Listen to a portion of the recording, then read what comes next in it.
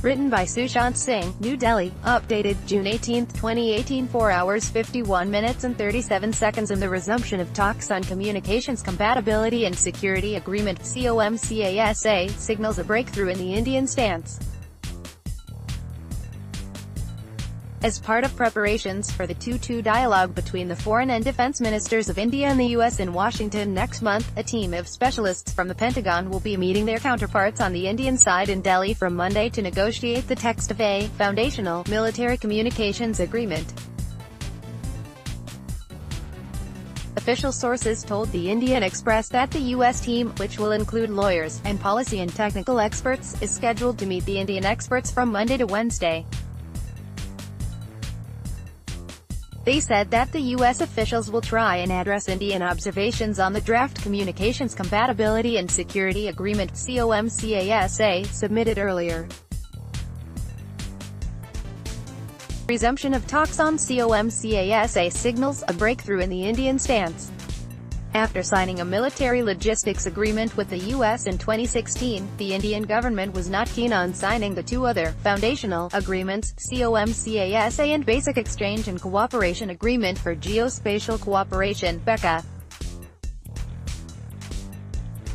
COMCASA essentially provides a legal framework for the transfer of communication security equipment from the U.S. to India that would facilitate interoperability between Indian and U.S. forces, and potentially with other militaries that use U.S. origin systems for secure data links.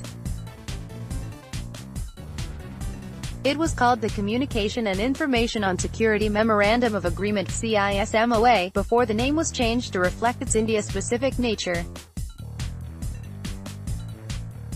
Official sources said they did not expect the finalization of the COMCASA text or its signing during the inaugural 2-2 dialogue. But an intention to sign the COMCASA in the near future could figure in the joint statement to be issued by both sides in Washington. American officials contend that COMCASA is meant to facilitate the use of high-end secured communication equipment to be installed on military platforms being sold to India and fully exploit their potential. India's military, they argue, is currently dependent on commercially available and less secure communication systems on high-end American platforms like C-130Js and the P-8I maritime surveillance aircraft. But the need for signing COMCASA becomes mandatory if India is to get the armed version of the Sea Guardian drones from Washington.